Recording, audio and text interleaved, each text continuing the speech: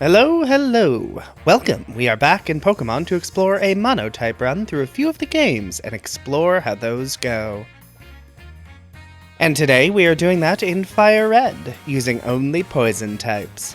How well will Poison-type Pokemon be able to handle? Let's find out! First, we load up the game, grab a rare candy stockade from the PC, and then it's over to Bill's house to grab our starter, Nidoran Male. And you are correct, Nidoran is not normally a starter in Pokemon FireRed. I have instead chosen to start with a Nidoran because it is our first poison type I will get access to. And unlike prior runs, I can't get my first Pokemon before the first gym, so I decided to swap my starter so I could use it against Brock. But Zeph, I hear you say, Bulbasaur exists. And you are correct, and that brings us neatly to our next diversion from previous type series. In Bug Only, I used any Bug-type Pokemon, because bugs are bad. In Normal Only, I used only Mono-type normal Pokemon to incentivize me to use Pokemon I would not normally. In this Poison Only run, I will be prioritizing using Pokemon whose primary typing is Poison. I had initially thought I would only use Mono-Poison types, but, there aren't actually very many of those. Outside of Gen 1, which has a surprising number of fully evolved mono-poison types, the type is actually quite rare in future generations. So, while I likely could do a mono-poison run, in FireRed at least, I decided to amend the rules slightly to keep them consistent across the games. And while I was going to only use primary poison types throughout the series, that will not prove viable. We'll get to it. Fair comparison and all that. So, Nidoran, despite getting the ground type added in its final evolution, is fair game, because its primary type is poison. However, Bulbasaur's primary type is grass, so it will be excluded. But Zeph, whether a type is primary or secondary is completely arbitrary and has no gameplay effect. And okay, first of all, don't know why there's so much back chat today. Second, you are right. Probably. Unless there is some niche mechanic that treats primary and secondary typing as distinct, but I implemented it anyway because, to be frank, there are a lot of strong poison types that don't have poison as primary. And allowing all of them would likely make this even more of a joke than it is probably already going to be. So this is the best compromise that I could find to make the challenge theoretically interesting and not just a stomp through the game. Spoiler, it's gonna be a bit of a stomp, but all that chatter through the early game and it's already time for the Brock fight. Nidoran is level 14 and has double kick and focus energy, which makes the fight very breezy. Despite both Pokemon having high defenses, they are also very offensively weak. So while they do hang on for a bit, it's not really interesting. I kind of wish I hadn't bothered resetting my first run when I realized you couldn't get Nidoran before Brock in Gen 3. This fight was almost as quick as if I'd used Squirtle. But Brock is down, and it's time to head east. Nidoran evolves into Nidorino against some trainers. Then I arrive at the patch of grass where you can normally pick up Nidoran, and it is here I really wish I'd chosen to start with female Nidoran. I chose male Nidoran because it has higher offensive stats. What I didn't realize is that female Nidoran only has a 1% encounter rate. So yay! I'm getting skitty flashbacks. Nearly killed it, but I finally have my Nidoran female. And anyone who has used a Nidoking or Nidoqueen should know that these two are going to carry the rest of this playthrough. I can then head into Mount Moon and pick up my next team member, Zubat. Not as useful, because it can't evolve into Crobat until you get the National Dex, but hey, it's a flying type. The run through Mount Moon is mostly not notable, though I do pick up a Moonstone on the way. Reach Route 4, and it's time for my next team member, Ekans. Ekans has Intimidate for attack drops, and Glare, so pretty nice. The rest of its move pool is less great, especially since Bite is special in Gen 3. But another team member is always good. Next rival fight. Because I want to max out XP before Misty, otherwise I may risk hitting level cap before Surge, like I did in Bug Only. Open with a Peck, because all my moves are bad against Pidgeotto, but Pidgeotto then gets poisoned. Then into his next Pokemon, Abra, who should be scary as a Psychic type, but actually only has Teleport at this level. Next up is Rattata, which gets poisoned immediately, then Single Kick it down. And then Bulbasaur, which has Leech Seed and Sleep Powder, so that's great. But once Zubat goes down, just bring in Nidorino to use Peck. Really not looking forward to that Abra being a higher level. I don't think the rest of his team should be too bad, but that thing could be a problem. Nugget Bridge is Nugget Bridge, aka nothing interesting. Chat with Bill to get the SSN tickets, and it's time for Misty. Get the party up to the new level cap, and it's time to head into the fight. She leads with Staryu, and I lead with Zubat for some reason. Then just sit here, doing nothing for a bit. Just chilling out, I guess? I don't have any attacks that are good against poison types, so I spam Wing Attack, and Zubat goes down. Send out Nidorina, who gets confused immediately. Fortunately, she kicks through, and Staryu goes down. But now it's Starmie, the real threat. Another Water Pulse, which now deals more damage, and Nidorina hits herself in confusion before dropping to a Swift. Next on the block is Ekans, who can hit for super effective damage, and wow, that bite just did not do any damage. And Ekans goes down. All I have left is Nidorino, who has no good offensive moves. Water Pulse deals big damage, and Peck does not. And I lose. So, was not expecting Misty to be a challenge. Alright, another attempt, and I lead with Nidorina to take advantage of her double kicks and better defenses. She takes down Staryu, then drops to Water Pulse, and then the Starmie sweeps my entire team. Okay, I really wasn't expecting Misty to be a problem. Back in, leading Zubat. Then send in Ekans to finish off the Staryu, and I get swept. Okay, this is a bit of a problem. I don't have a ton of options to fight Misty at this point in the game. Of all the fights that would be difficult, I did not think it would be this one. It takes another couple tries before I lead with Zubat to take out most of the Staryu's health. Then send in Ekans. Ekans manages to finish off the Staryu, and then Glare paralyzes the Starmie. This means Nidorino can come in and outspeed the Starmie to win the fight. Okay, so second gym was very difficult, and my team is twice the size of hers, so that's not a great sign of things to come. But I do get Water Pulse that I can teach to Nidorina. Because both Nido's stats are so similar, I've decided I'm going to have Nidoking focus on physical attacks and Nidoqueen focus on special. Now that Nidorino has Horn Attack, I finally use the Moonstone to evolve Nidorino into Nidoking.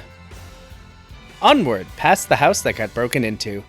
Head south to Vermilion City and get some levels before the SS Anne. This gets Zubat to evolve into Golbat, and Ekans to evolve into Arbok. Another rival fight, and I lead with Golbat. Crit with Bite, and a Wing Attack takes out Pidgeotto. Then Bite flinches, takes out Kadabra. Few Wing Attacks take out Raticate, and then a Wing Attack takes out most of Ivysaur's HP. Once Golbat goes to sleep, I send out Nidorina to end the fight. SS Anne completed, I head over and catch a Meowth for Cut, and it's into the gym.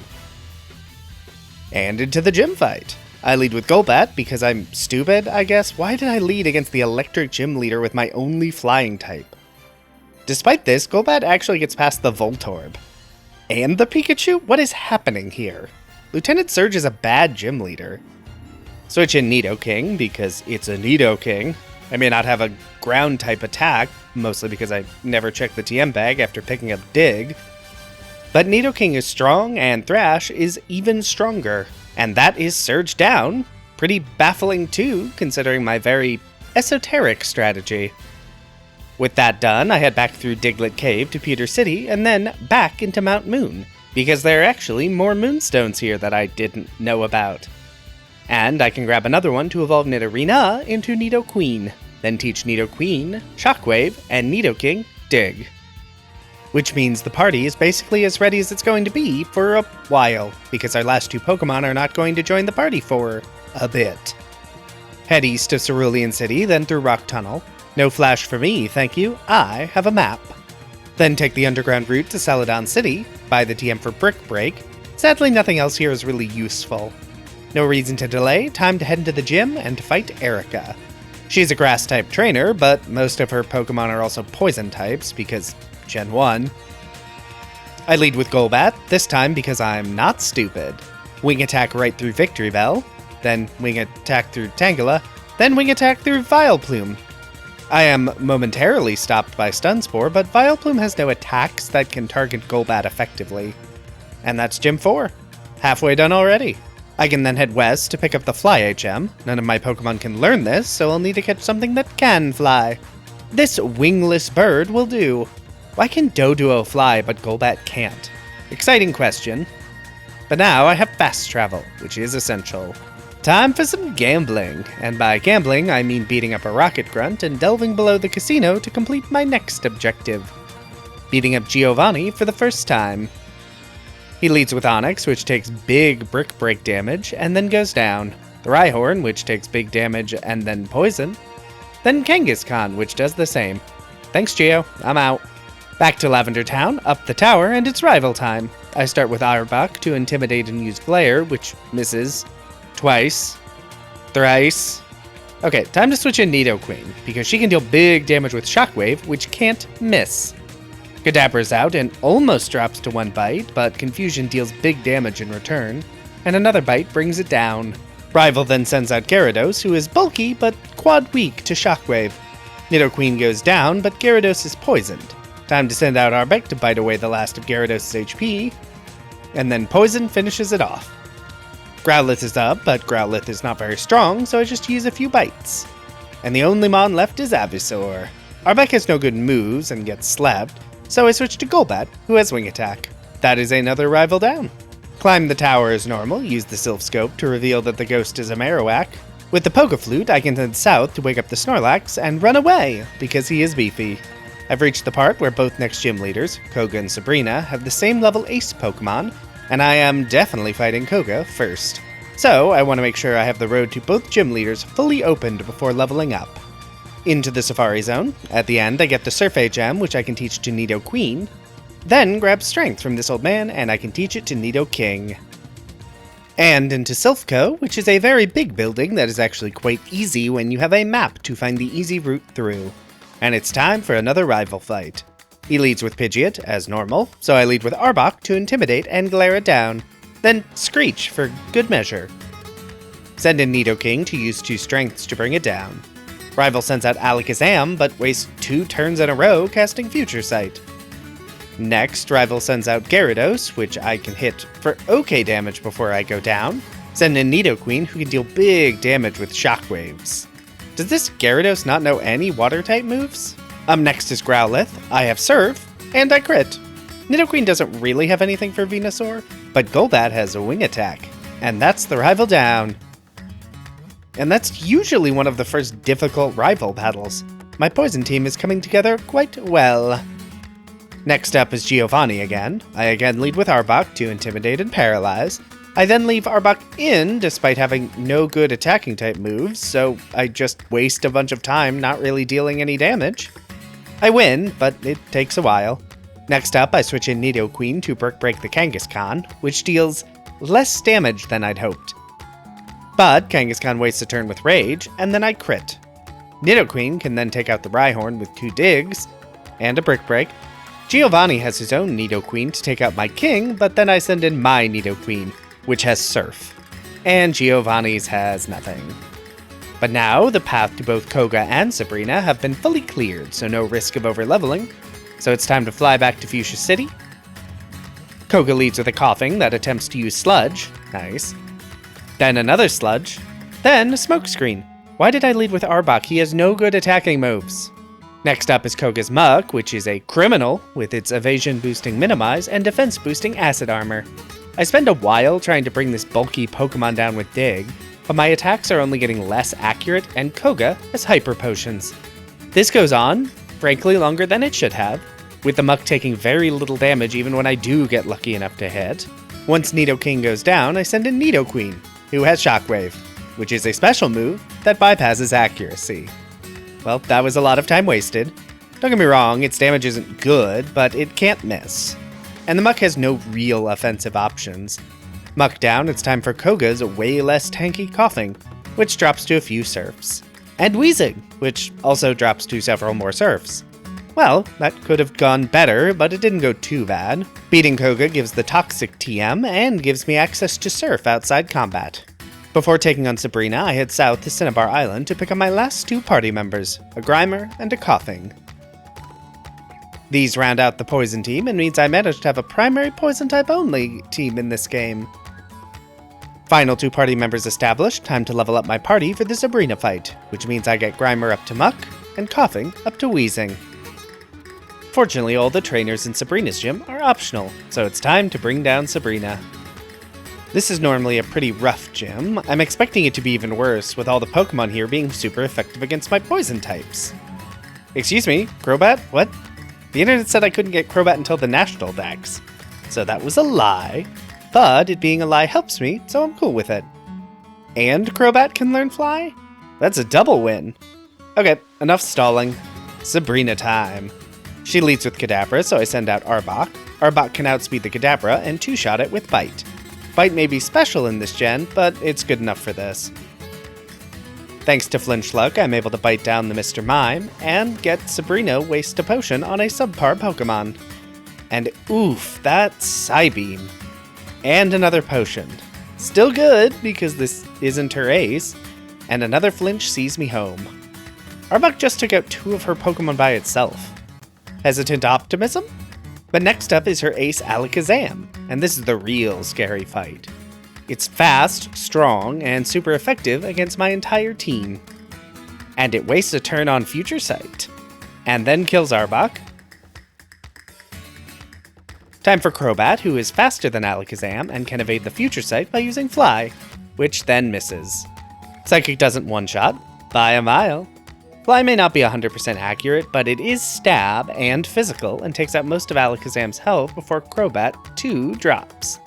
I send out Nidoqueen because my entire team is weak to Psychic, but Nidoqueen is pretty bulky. Less bulky than I'd hoped, but a bite finishes off Alakazam. All that remains is Venomoth, a bug-type Pokemon that isn't Psychic. Girl, what are you doing here? Nidoqueen goes down, but I send in Nidoking to finish the fight with 2 strengths. Okay, that was the most concerning fight down, and I didn't even need the Weezing or Muck, so that's a tentatively good sign. But that still leaves 2 gyms to go. And the next gym is in Cinnabar, but fortunately I can just fly back over from earlier, navigate the mansion and grab the key to the gym, then answer some very easy questions, and it's time for Blaine. Unlike Sabrina, I do have options for this fight. I lead with Nidoqueen, because Surf, which is enough to take down Growlithe in 1 hit, then the Ponyta in 1 hit. Rapidash is more durable, but the Fire Blast doesn't deal that much damage. It does burn, though. Doesn't stop me from taking down Rapidash, but Nidoqueen's time is limited. Surf brings down half of Arcanine's HP before Nidoqueen drops. Then send in Nidoking to use Dig, and that is enough to bring down Arcanine. Which means the 7th gym is down. Only 1 more to go, and that means time to fly back to Viridian City. Most of the last gym is skippable, so it's time for Giovanni. Once again, lead with Nidoqueen because this is a ground gym. Rhydon goes down with 1 serve, then switch in Crobat against Dugtrio to negate the ground attacks and take out Dugtrio in a single fly. Confuse the Rhyhorn, then switch to Muck. Toxic the Rhyhorn, then an Earthquake nearly destroys Muck. And a Rock Blast finishes off Muck. Send Nidoqueen back out and finish the Rhyhorn off with Surf, then surf down Giovanni's Nidoqueen because I have a good attack and she has Earthquake. Okay, that dealt a good chunk of damage. Next, you surf against Nidoking, but Nidoqueen goes down. It was a critical hit, but it probably didn't need to be. This is the last Pokemon Giovanni has, so I send out Weezing to use Explosion to beat the Nidoking and get the 8th gym badge. Time to teach some moves. I give Nidoking Earthquake, Nidoqueen Blizzard, and Crobat Giga Drain. And it's time for another rival battle on the way to the Elite Four. He leads with Pidgeot, but I'm not messing around and deal big damage with Blizzard. Another Shockwave finishes it off. Next up is Alakazam, the only real threatening Pokemon on this team, which nearly one-shots my Muck. Toxic Alakazam and then use Minimize. Future Sight still hits, but it's not actually enough to bring down Muck. And my evasion is pretty high by this point. A few more Toxic procs while Alakazam pointlessly spams Future Sight, and it goes down. Growlithe is up next. Muck is about to go down, but I do get off a Toxic. Nidoqueen takes out the Growlithe with Surf, then deals big damage against Gyarados with Shockwave. Nidoqueen's good bulk means she survives with red HP to finish it off. Then a Surf against Rhyhorn to finish that off. Then Nidoqueen drops to Venusaur. Send out Crobat to fly and deal less damage than I'd hoped. A Wing Attack deals good damage, Razor Leaf crits, but I am very resistant, and another Wing Attack finishes the fight. And it's Victory Road time, which is tedious and boring, and nothing interesting happens here. So it is Indigo Plateau time. Let's get all set up for the Elite Four. And first up is Lorelei. She leads with Dugong, I lead with Nidoking. Brick Break deals less damage than I'd hoped, and it's Hailing. Actually, hold on, why are my levels so low? Oh shoot, I forgot to level up before heading in. Run it back, let's try this again. And that Brick Break is way better. Oof, so is its counter hit. Cloyster uses Dive, so I send in Muck because it's not weak to water moves. Wait, why is half my team weak to ice? And a third is weak to water too. That's not great. Muck is able to take down Cloyster, then she gets a Toxic off against Slowbro. Time for the stall tactics. Okay, that did not work. When Muck goes down, I send out Crobat. Bite is super effective against Jinx, but not really because Bite is special in this gen, and Crobat is not good with special moves. Crobat is also weak to Ice. Ouch. Arbok is up because Glare. I would love to Bite, but Arbok is asleep and gets 2-shot. Send Nidoking back out and finish off Jinx with an Earthquake. Then Nidoking goes down to Lapras's Ice Beam. Send out Weezing to use Destiny Bond so that when she drops, the Lapras will go down too. Except that's not how Destiny Bond works, apparently. Nidoqueen is all I have left, and while Superpower deals big damage, Nidoking is now confused, and sadly that, combined with Surf, means I lose. Okay, back into the fight, but impatient this time. Nidoqueen crushes through Dugong with Superpower, then Cloyster with Shockwave. Send in Muck to deal big damage to Slowbro before sending Nidoqueen out. Nidoqueen uses a Shockwave for just no damage, but Nidoqueen hits through Confusion with Superpower for much better results. All that's left is Jinx. Nidoqueen goes to sleep, so I send out Weezing, who immediately goes down. Then switch in Nidoking to finish the fight with Earthquake. Okay, was not expecting Lorelei of all trainers to be difficult. Onwards to Bruno, the fighting type trainer who has 60% fighting types. He leads with Onix, but Crobat has Giga Drain. A Fly doesn't kill Hitmonchan, and Crobat goes down to big counter damage. Well, there goes plan A. Bruno switches in Onix against Earthquake, which is an interesting choice. Another Earthquake takes out most of Hitmonlee's HP, but Poison finishes the job. Then another Earthquake against Machamp, which starts to set up with Bulk Up. And a crit Cross-Chop takes down my Pokemon. Machamp's defense has been boosted, so I send in Nidoqueen, who takes out some health with Surf before also going down. Arbok then whittles away at most of Machamp's health, and I send in Weezing to finish it. I still don't know how Destiny Bond works, so this time I just use Explosion to finish off the second gym. Okay, that was actually just as bad as Lorelei. Come on, poison types, don't fail me now. Agatha's a ghost trainer, except this is Gen 1, so no she's not, she's a poison type trainer. So I must prove my superiority. I lead with Crobat, and Bite deals just not enough damage. But it's the best I've got. Takes 5 bites, but I don't think Gengar has any good attacks against Crobat. A crit Bite takes out most of Haunter's health, then I finish it off. Then bite down the other Gengar. Crobat gets confused against Golbat, so I switch in Nidoking to use Shockwave. Then send out Nidoking to Earthquake Arbok into the dirt. Third Elite Four down, it's time for Lance, Dragon-type Master, who again has a decent number of dragons. He leads with Gyarados, I lead with Crobat. I immediately spam Giga Drain and Poison Fang to bring the Gyarados down, but Crobat drops to Aerodactyl immediately. Next up is Nidoking, who spams Brick Break. I managed to win thanks to Poison Point and a lucky crit. Next up is Dragon Spam, so I send out Nidoqueen, who manages to hit 3 Blizzards in a row, with a couple Surfs to finish off the last of Lance's team. Alright, that was the Elite Four, and it was spicier than I expected, but not too bad. But the real challenge waiting for me is next up, the final rival fight. I lead with Crobat against Pidgeot. Pidgeot takes big fly damage, but then my rival uses a full restore. He switches in Rhyhorn on my flying turn and hits with Rock Tomb. Okay, send out Nidoqueen to use Surf and finish it in one hit. Alakazam comes in, so I switch in Weezing. It goes down in one hit, but that's fine. This was a pivot. Send out Crobat and get a nice hit, but then Crobat goes down. Send out Nidoking. He's slower than Alakazam, but Alakazam wastes its turn on Future Sight. Nidoking is then up against Pidgeot and wins that fight by spamming Strength. Next up is Gyarados, who I don't really have any attacks for. I switch in Arbok to Paralyze and use an Acid before Arbok also goes down. Nidoqueen is up and wins by using 2 Shockwaves, while Gyarados is fully paralyzed. 2 Pokemon left to get through, and thankfully the rival sends out Arcanine. Flamethrower crits for big damage, but I do get off a Surf. I need Nidoqueen for Venusaur, so I send out Muck. Muck finishes off Arcanine and then just spams Sludge Bomb. It's a neutral hit, but Muck is dealing pretty good damage. And there's another full restore. And this Venusaur is sitting up. Another Sludge, and it's not quite another full restore. Just a sliver of health, and how many full restores do you have?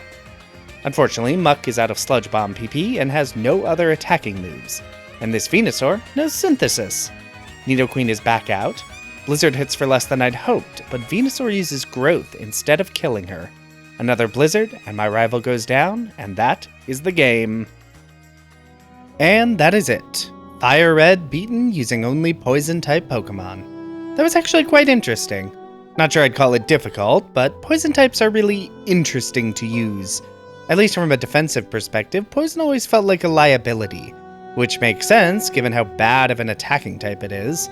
And defensively, it was fine. But I will have more to say about that in the summary video out in a few weeks. I did want to shout out that I do have a Patreon, linked in the description. I spend a lot of time making these videos, so if you enjoyed the video, want to support the channel, and are financially stable enough to do so, that exists. No pressure though, this channel is free to enjoy for everyone, and will remain that way. For now, if you liked this video, be sure to hit that like button. If you'd like to see more of this, feel free to subscribe. Hey, maybe leave a comment if you have something you'd like to say. But whatever you decide to do, have a safe trip home.